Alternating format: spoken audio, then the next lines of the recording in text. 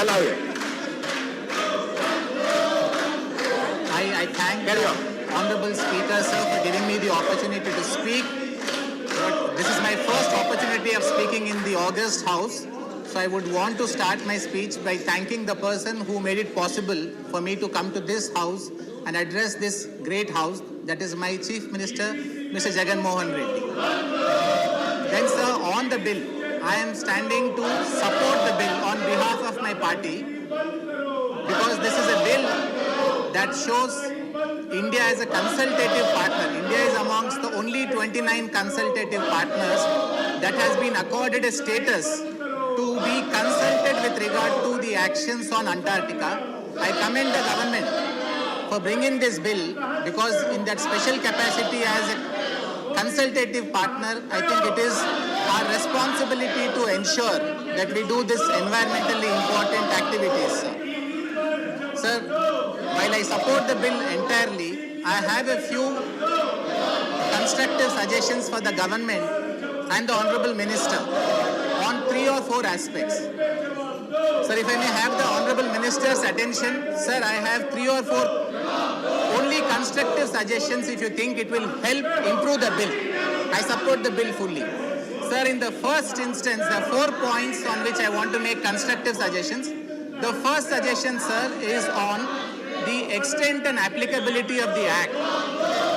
Sir, I think unwittingly, the Act seems to confine itself only to expeditions that are undertaken by the Indian government. Sir, if I may draw your attention to 2 sections, Section 2, which deals with any person, and Section 3(1)(k). So 3(1)(k) defines Indian expedition to be a journey undertaken by any person or persons to the Antarctica organized by India.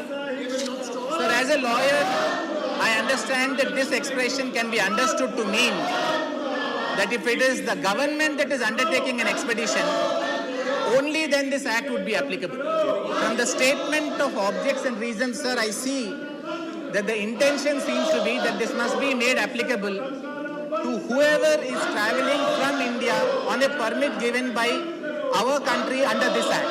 Because you're also bringing in tour operators. So just a small clarification. One would be expeditions organized by India, and sir, some other countries have the feature which provides for or permit granted under this act.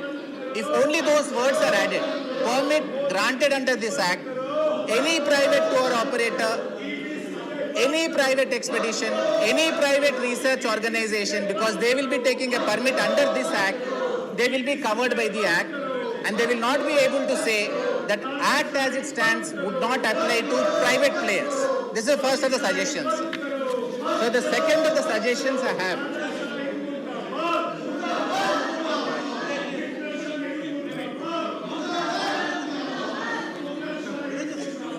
So the second suggestion I have is with regard to the committee's composition. I have no quarrel with the composition as such, sir, but it provides for 10 members of the level of under secretary or more. It provides only for 2 scientific or independent experts. So this is an act that deals with environment, and it also requires the committee to consider environmental aspects. So sir, I am only making a humble suggestion that if you could consider having this independent experts number increased to 4 or 5, because they may be able to assist the committee better. So the third suggestion of mine is with regard to the functioning of the committee. So Section 25 provides that the committee will also monitor the activities in relation to permits granted. That's a very salutary feature because it is not a committee that is only going to be granting permits and doing nothing more. So if the committee has to monitor, sir, I find one small lacuna in the act, which is that there is no provision made for any permit holders after completing their expedition to come back and submit a compliance report. So sir, if you can bring in a feature that whoever is permitted, the permit is for a particular length of time, After the length of time, if they can come, they are required to come back and submit a compliance report, then the committee would be able to monitor it. Sir, you have a feature similar like this with regard to section 38, where if it is a waste disposal requirement, they have to come back and submit a compliance. So it is a part of the act, but it is there only for waste and sewage disposal. It is not there in relation to the other conditions which can be laid down as a part of granting the permit itself.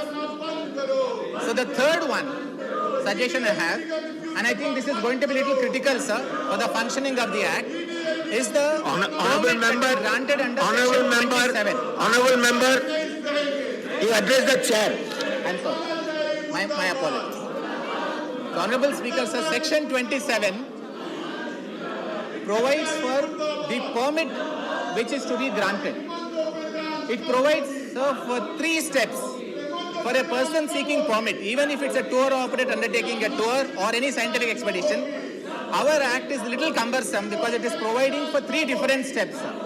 So if I may show section 27, and if I seek your indulgence to refer to it very briefly. First instance, step number 1, whoever is applying for grant of any permit must undertake one environment impact assessment under section 27(5), sir. After he makes that assessment, he will then make an application to the committee. The committee will then decide if this would have any minor or transitional impact on environment. If it so feels, step 2, it will ask these persons to undertake an initial environment assessment study. If after that initial assessment is done, sir, if they find that it is likely to cause more damage, then they will ask them to submit a comprehensive environment assessment, sir. Sir, just for illustration, sir, I'll just take 2 or 3 more minutes. I'm just making some important legal points, yes, sir, but only for consideration. Okay, conclude. Yes, sir. Sir, the 3-stage process is slightly removed from comparable international legislations like UK and US, sir, where US provides that in the first instance, if the person starting the project himself knows that this is likely to cause considerable, more than normal damage, he can directly apply by saying that I have undertaken this comprehensive environment impact assessment. Please consider for the serious one only. Otherwise now, sir, if someone wants to carry out any expedition which may have more than minor consequences, 3-stage process is provided, sir. And sir, in the comparable laws, if the first study reports that it is likely to cause less than minor damage, sir, then the expedition can start straight away. Yeah. Your party time is over, but since you are a new member and it is your maiden, no, you can make it. It is your maiden speech. Since it is your maiden speech, I allow you time. Yes, sir. And I am going to take only 1 or 2 more minutes, sir. I don't want to claim that privilege and waste the House's time. Sir, the last of my suggestions is with regard to the court's jurisdiction. Sir, we are to constitute special courts under section 48. And sir, very importantly, I commend the government for thinking through this. In 48(5), it provides that even if an offence is committed on the Antarctica glacier or the lands, it will be deemed that it has been committed in India. So this is very important so that it takes away any allegations of extraterritorial application. By law, it can be deemed to have been committed in India. Sir, but while we make this provision in 48(5), I find that we are missing out a similar provision under 48(6). 48(6) again is a very important feature where you provide that apart from any offence under this act, if a person is committing any other offence, the special court can try the other offence also. But when you are providing for the other offence to be tried, sir, the bill does not provide that even that offence will be deemed to have been committed within the territory of India, because if it provides that it is so committed, so deemed, like under 48(5), there won't be a problem.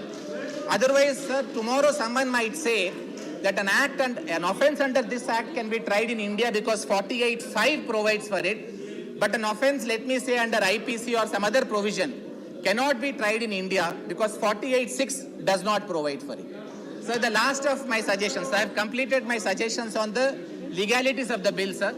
So this is a forward-looking, timely bill, espouses India as an environmentally responsible state, and in the global order that we are seeking to achieve, where we want to be the forerunner of environmental issues. So this is a very, very important bill. Sir, I would conclude by only making one more request, sir. So this is a very salutary bill in respect of any expeditions to Antarctica. Sir, I suggest that we have a few ecologically sensitive areas in the immediate neighborhood of India, like Andaman, corals, we have Lakshadweep. I am only suggesting, sir, the government may consider